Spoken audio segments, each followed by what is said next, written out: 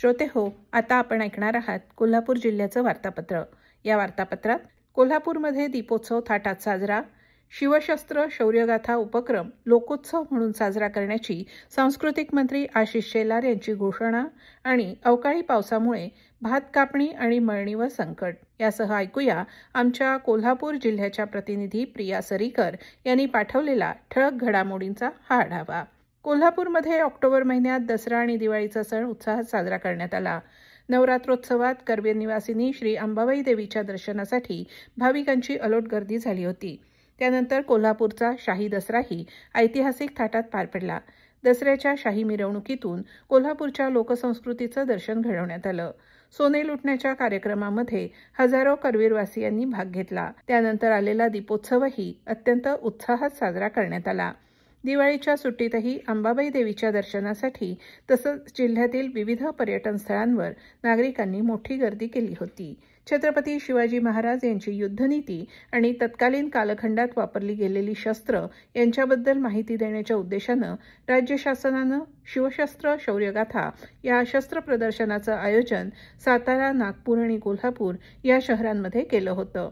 हे प्रदर्शन केवळ राज्य शासनाचा एक उपक्रम न राहता तो लोकोत्सव म्हणून साजरा करण्याच्या दृष्टीनं सर्वतोपरी प्रयत्न करणार असल्याचं सांस्कृतिक कार्यमंत्री आशिष शेलार यांनी कोल्हापुरातील प्रदर्शनाच्या ऑनलाईन उद्घाटन प्रसंगी केलं। या उपक्रमांतर्गत राजर्षी छत्रपती शाहू महाराज यांचं जन्मस्थळ असलेल्या लक्ष्मी विलास पॅलेस इथं लंडनमधून आणलेली वाघनखं आणि मराठाकालीन शस्त्रांचं प्रदर्शन भरवण्यात आलं आहे। कोल्हापूरचे पालकमंत्री प्रकाश आबिटकर यांनी प्रत्यक्ष उपस्थित राहून याचं उद्घाटन केलं। कोल्हापूर जिल्ह्यातील पट्टणकडोली इथं लाखो भाविकांच्या उपस्थितीत विठ्ठल बिरदेव यात्रा झाली। विठ्ठल बिरदेवाच्या नावानं चांगभलं अशा जयजयकारात ढोल कैताळांच्या तालावर यावेळी भंडारा, खारीक खोबरं आणि लोकर यांची उधळण करण्यात आली। यावेळी संपूर्ण परिसर भक्तिमय झाला होता। जिल्ह्यातील अंगणवाडी सेविकांच्या खात्यात यंदाच्या दिवाळीत एकंदर 1,49,00,000 रुपयांची भाऊबीज जमा झाली आहे। जिल्ह्यातील 7,495 अंगणवाडी सेविका आणि मदतनीसांच्या बँक खात्यावर प्रत्येकी 2,000 रुपये याप्रमाणे ही भाऊबीज रक्कम जमा करण्यात आली आहे।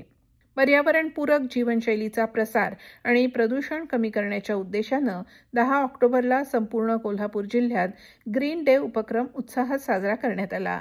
या उपक्रमात जिल्ह्यातील सर्व शासकीय, निमशासकीय संस्था, शैक्षणिक संस्थांचे अधिकारी, कर्मचारी तसंच नागरिकांनी मोठ्या उत्साहानं सहभाग नोंदवला।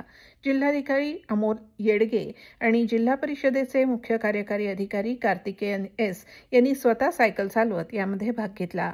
यावेळी पर्यावरण रक्षणाचा संदेश देण्यात आला। आंतरराष्ट्रीय पर्पल फेस्ट हा दिव्यांग मेळावा गोव्यात 9 ऑक्टोबरपासून सुरू झाला आहे।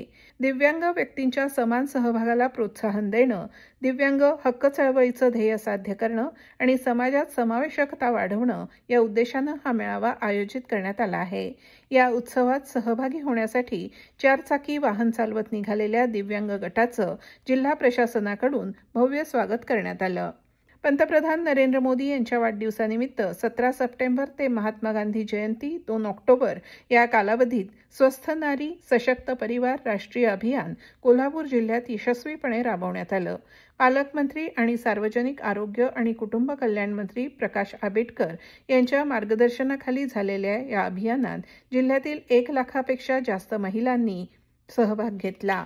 भारतीय जनता पार्टीच्या वतीनं कोल्हापुरात लोहपुरुष सरदार वल्लभभाई पटेल यांच्या 150व्या जयंतीनिमित्त एकता पदयात्रा काढण्यात आली। छत्रपती राजर्षी शाहू महाराजांच्या पुतळ्याला पुष्पहार अर्पण करून या पदयात्रेला सुरुवात झाली। याप्रसंगी खासदार धनंजय महाडिक, आमदार अमल महाडिक आदी मान्यवर आणि मोठ्या संख्येनं नागरिक उपस्थित होते। गेल्या संपूर्ण महिन्यात जिल्ह्यात अवकाळी पावसानं थैमान घातलं। ऐन दसरा दिवाळीतही जिल्ह्यात पाऊस सुरू होता। यामुळे कोल्हापूर जिल्ह्यात भात कापणी आणि मळणीच्या कामात व्यत्यय आला आहे। त्यानंतर सर्वच शेतकऱ्यांची कापणी एकाच वेळी सुरू झाल्यानं मजुरांची मोठी टंचाई निर्माण झाली आहे। त्यामुळे कापणी मळणीचं काम हातानं करण्याची वेळ शेतकऱ्यांवर आली आहे। तर श्रोते हो, हे होतं कोल्हापूर जिल्ह्याचं वार्तापत्र। आमच्या कोल्हापूर जिल्ह्याच्या प्रतिनिधी प्रिया सरीकर यांनी पाठवलेली माहिती आपण ऐकलीत। वाचन केलं होतं मंजिरी गानू यांनी। हा कार्यक्रम आकाशवाणी पुणे केंद्राच्या प्रादेशिक वृत्त विभागानं सादर केला।